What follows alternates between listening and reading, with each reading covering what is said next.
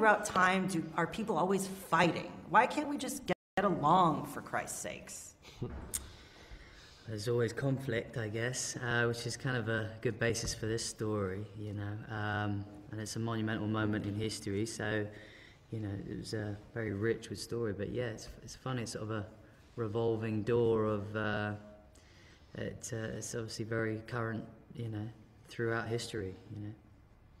Yeah, I think it seems to be the animal instinct is the will to violence and the will to hierarchy and the will to dominate or to be dominated. That just seems to happen all over every single species.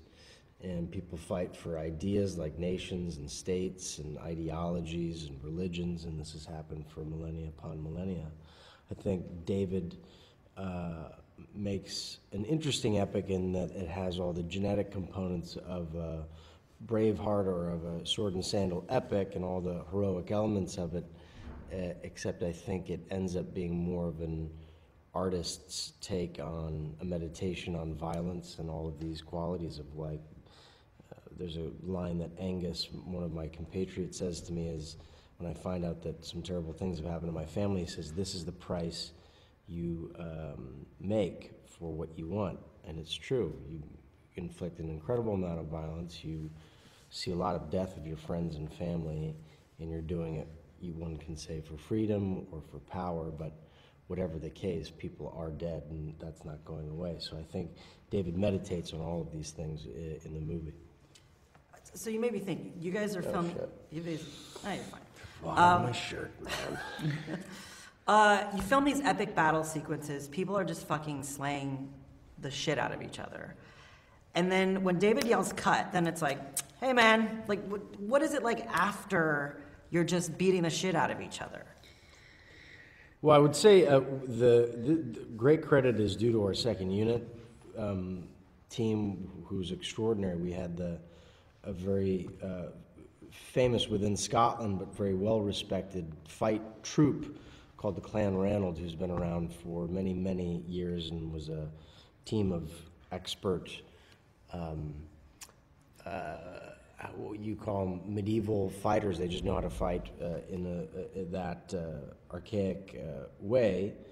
They were in Gladiator, they've been in Braveheart, they've done a lot of films.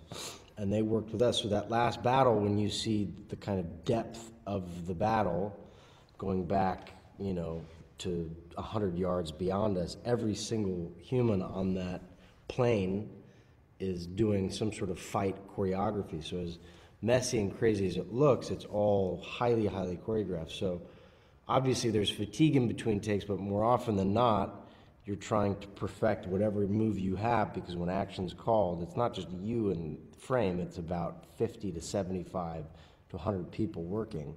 So if you screw up, everybody's got to go back to square one. You have these faces, you're like, and you're bloody, and you're just, it's insane.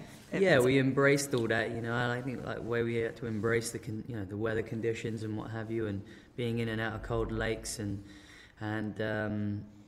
you know, they, if you, you know, it was kind of brutal, and you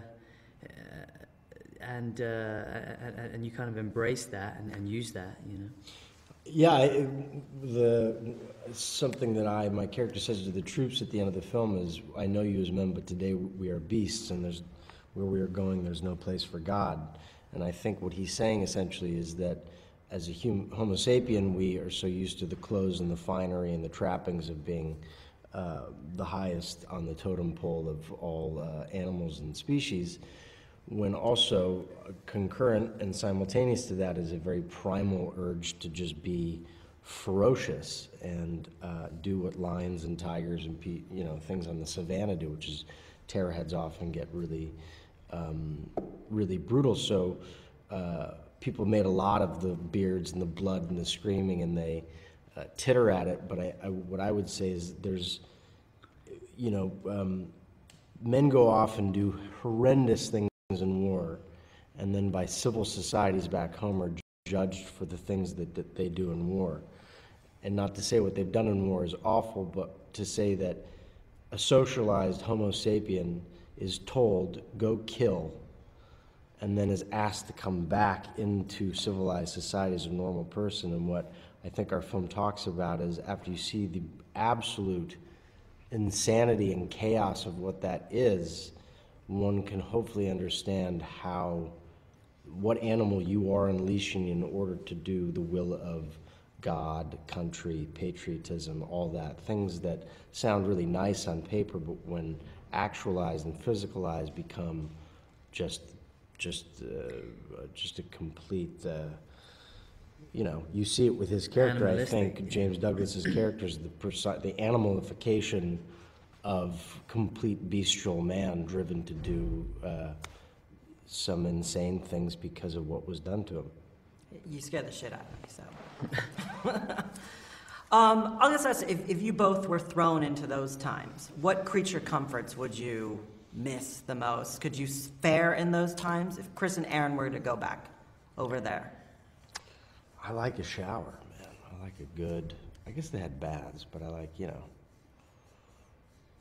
a television. I would probably be a miserable medieval king. Yeah. I like cars. Cars are good. You could have a horse, though. You could have a horse, yeah. I mean, I like smells, too, and apparently it was not smelling good back then. Yeah. For anyone. Yeah. What about you? How would you fare back then? I don't know. I think, you'd adapt just like anything else, but I think I would have been actually all right without the amount of social media and all sorts of sort of overstimulating things like, iPads and screens and stuff like that. Actually, I think I would have been... I think what making the movie just felt like that, you was, so embedded in nature and riding a horse across the Highlands. I mean, there's nothing more magical than that. So, and we were so deep in our locations. I mean, there was no signal, so your phone never worked, and there was no pockets for your phone to go in because you didn't have pockets on your chainmail and what have you. So you had to embrace it, and I've got to say I really enjoyed that. So you wouldn't miss Instagram? Is that what you're telling me? I don't have any social media. I just destroyed my smartphone for good, so now I'm full analog and enjoying every fucking second of it. Is it empowering in a way? I kind of feel like that It's not empowering, it's just, I feel like as I get older I have more Aspergian tendencies, meaning like the more stimuli and lights and sounds and static. The phone seems to me like a giant static machine. It's just everybody's loud and talking and everybody wants to talk and comment about everything. It's talk. And I just it's too much for my brain to handle. So it actually, it feels quieter now, which is really nice. No one can email me all the time. I only check my email once a day, and it's just nicer. Last question. The key to doing the Scottish accent. How do you do it? What did you guys do to prepare? Did you watch old Sean Connery movies? Sean Connery. Bashed. Losers always whine about that. Bashed. The winners go home and the prom queen. Well, you clearly did. That's from The Rock. Yes, no, I think there was a lot of Sean Connery quotes on set, actually.